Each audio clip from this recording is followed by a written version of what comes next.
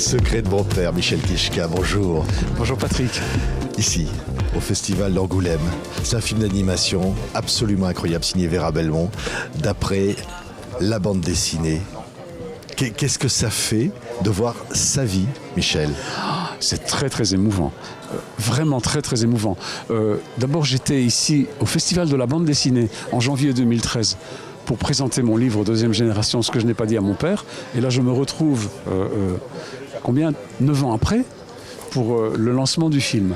Et c'est pour moi une énorme boucle extraordinaire. Et le film est une adaptation que je n'avais pas imaginée. Moi, quand j'ai écrit le mot « fin » dans mon livre, c'était la fin de ce projet. Et j'étais arrivé au bout de ce que je voulais, c'était transmettre, disons, l'expérience d'avoir été deuxième génération. Qu'est-ce que c'est avoir grandi avec un papa taiseux qui ne pouvait pas nous raconter l'enfer qu'il avait vécu. Ouais. Et je suis parvenu à le faire dans un livre, à raconter notre histoire familiale, notre tragédie familiale. C'est un travail sur la résilience, sur la mémoire, avec un regard critique aussi sur ce survivant qu'a été mon père, mais critique et plein d'amour. Donc pour moi, mon projet était fini. Et quand Vera Belmont, peu de temps après la publication du livre par Dargaud, que j'ai fait avec mon éditrice Gisèle Dehaene, qui m'a énormément soutenu, quand elle a annoncé à Dargaud qu'elle voulait acquérir les droits pour l'adapter en dessin animé, j'étais suffoqué. Je ne m'attendais pas à ce que ça puisse arriver. C'est mon histoire, c'est une autobiographie. Et moi, je pensais que la bande dessinée, c'était la finalité de ce truc, puisque c'est mon métier. Ben non, tout d'un coup, quelqu'un voulait en faire quelque chose d'autre, voulait le transformer et dans un médium, le dessin animé, qui est le langage des jeunes d'aujourd'hui. C'est pour le transmettre aux jeunes qu'elle a voulu faire ce film. Et quand elle m'a posé la question, j'ai tout de suite dit oui, sans savoir à quoi je m'engageais. J'ai tout de suite dit oui, tellement j'ai été surpris, ému, touché et content que ça se passe. C'est extraordinaire, regardez ces images. Les secrets de mon père, Michel Bernier, Jacques Gamblin font les voix, et c'est Michel Kichka, sa vie. Ton papa a mis religion juive en t'inscrivant. Tu ne dois pas suivre mon cours. Va jouer au foot. Ah, c'est chouette d'être juif. Qu'est-ce qu'il fait? Pousse-toi, t'es trop bête. Qu'est-ce qu'il nous cachait? Pourquoi vous avez tous des numéros sur les bras? Ton père t'a jamais parlé d'Auschwitz? Non, pourquoi? Moi, je sais que c'est un numéro de téléphone. Ah bon, tu crois? Vas-y, fais le numéro. C'est nous qu'on voudrait savoir. Oui, savoir quoi? On sait que t'es allé à Auschwitz. Je vous interdis de prononcer ce nom à la maison.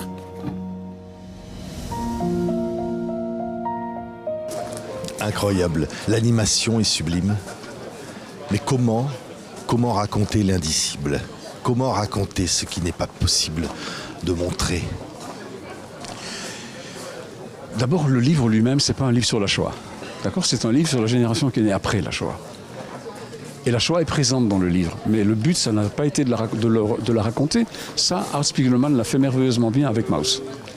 Donc moi, j'ai voulu raconter un peu, nous, les enfants de ces gens-là, en quoi ce passé, qu'est-ce qu'il a représenté pour nous? En quoi est-ce qu'il a pesé sur nos épaules? En quoi est-ce qu'il m'a formé? En quoi est-ce qu'il m'a fait devenir, par exemple, le dessinateur de presse avec le regard que j'ai sur le monde? En quoi ce passé est-il présent? Quelle est ma position par rapport à la haine, au racisme, à l'antisémitisme, au conflit?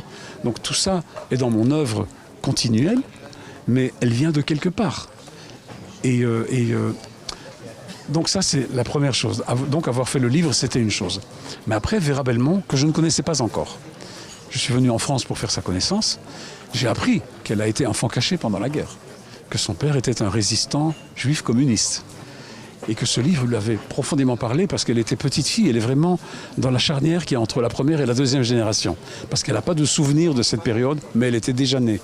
Donc le désir qu'elle a eu d'utiliser ce récit pour y mettre aussi un peu du sien, pour faire une histoire qui serait adaptée à un jeune public qui a besoin de comprendre et qui a besoin d'entendre, dans un médium qui est le médium le plus agréable que les jeunes connaissent. Ils l'ont tous dans leur téléphone portable, dans leur poche.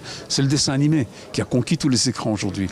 Donc quand elle m'a proposé ça, j'ai tout de suite dit oui et j'ai compris une chose, qu'il va falloir que j'apprenne légèrement à me détacher de moi-même, lui laisser s'approprier mon personnage et ma famille, Elle a coécrit le scénario avec Valérie Zenati.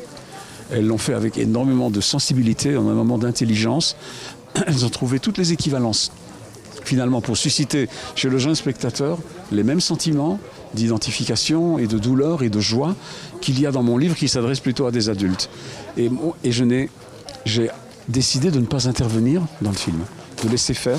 Il était entre les mains de 2 grandes professionnelles, une grande dame du cinéma, une excellente écrivaine, et d'un studio d'animation qui s'appelle Je suis bien content, qui avait adapté Persépolis à l'écran. Donc je savais que je ne pouvais pas demander mieux. Donc j'ai laissé faire. Oui. J'ai laissé faire et j'ai découvert le film il y a quelques mois au festival de Écran Junior à Cannes. Ému.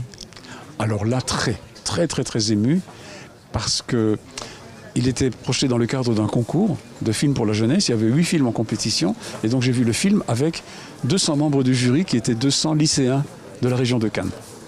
Et leur réaction dans la salle, pour ça, le voir en salle, on a un ressenti qui est très fort. On sent le pouls des gens. Ils ont ri au moment où il fallait rire. Il y avait un silence terrible dans les moments de forte émotion. Et à la fin, 5 minutes d'ovation pendant tout le générique. Et j'étais vraiment la gorge serrée, ému, content de la qualité de la réalisation. Et en plus, c'est vrai, ils ont fait un tel travail de recherche, par exemple, sur comment dessiner ma petite Wallonie des années 60. Ouais. Comme s'ils y avaient vécu avec moi. Qui est incroyablement bien rendu. Merveilleux. Ah oui, les décors. Moi, ma rue, je la dessine dans mon livre de façon très succincte dans 2 cases. Eux, c'est comme s'ils ont fait un travail de recherche immense. Cette petite maison ouvrière de briques, avec ses petits toits, avec les cheminées des industries sidérurgiques et charbonnage qu'il y avait dans ma région en fond. C'est formidable le travail qu'ils ont fait. Et montrer le silence du papa et le personnage du père. Et Charlie, le frère. Mon petit frère, absolument. Je pense qu'elles ont fait, et Vera et Valérie, ont fait un parti pris très intéressant pour capter le spectateur. C'est de parler de ma vie avec mon petit frère. J'en parle dans le livre, mais je ne la montre quasiment pas. Et elles ont compris qu'il fallait, pour que sa disparition soit une douleur très forte, que la moitié du film soit sur notre vie à 2, la connivence qu'il y avait entre nous, la relation, aussi un peu les tensions qu'il y avait entre nous, le grand frère et le petit frère. Et là, je pense que ça a accroché le spectateur, comme ça, au moment où il disparaît dans le film. C'est une profonde douleur que tout le monde ressent. Et moi aussi, je la ressens. Parce qu'elle s'est passée dans ma vraie vie. Pas 100% comme dans le film, mais elle a eu lieu. Et ce que j'ai ressenti à ce moment-là, je pense que le film le partage avec les jeunes spectateurs. Il y a une tristesse incroyable qui se fait. Et dans le film, je pleure mon frère. Chose que je n'ai pas pu faire dans la réalité. J'ai pas pu le pleurer. Et dans le film, je le pleure. Et quand je me suis vu pleurer dans le film, là, j'ai pas pu m'arrêter. Elles ont vraiment compris là où il y avait le nœud de la douleur et où il y a le nœud de cette relation familiale qu'on a, où se rencontre notre histoire familiale, le passé de mon père, et la difficulté de se construire dans tout ça, pour lui comme pour nous. Les secrets de mon père, Michel Kichka.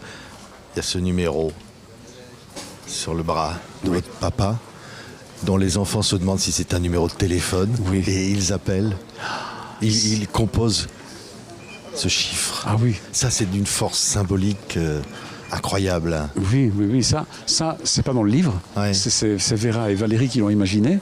On va acheter des bonbons à la confiserie qui avait à côté de notre maison. Et la dame aussi a un numéro. Et on lui demande ce que c'est. Et mon petit frère dit, moi je sais, c'est un numéro de téléphone. Et elle lui tend le téléphone. Elle lui tend le bras. Elle lui dit, vas-y, compose. Et mon frère compose le numéro. Et puis on entend, il n'y a plus d'abonnés au numéro que vous avez composé. Ça résume la Shoah en une séquence d'1 minute. C'est incroyable. C'est d'une force. Là, je vous le raconte et j'ai la chair de poule. Là, elles ont inventé des choses qu'il n'y a pas dans mon livre et qui rendent le film formidable. Et c'est pour ça, ce qui était bien aussi, c'est que l'accueil que les jeunes ont donné à ce film, et il a reçu le prix des collégiens et le prix des lycéens à Cannes Junior, c'est pas rien. Ça veut dire que le film, indépendamment du livre, il a sa force, et mon livre, indépendamment du film, a la sienne. Et c'est très très bien comme ça, la manière dont l'un prolonge l'autre, et dont ils se complètent, et dont ils vont pouvoir continuer ce travail de ne pas oublier. Ça, c'est fort. Merci beaucoup, Michel Kichka. Merci, Patrick. Qu'on adore depuis si longtemps à TV5 Monde. Et son talent. Et cette force de vie, ce sourire qui est là, malgré tout. Ce sourire. C'est une force de vie. Merci Michel. Merci Patrick, c'est toujours un plaisir.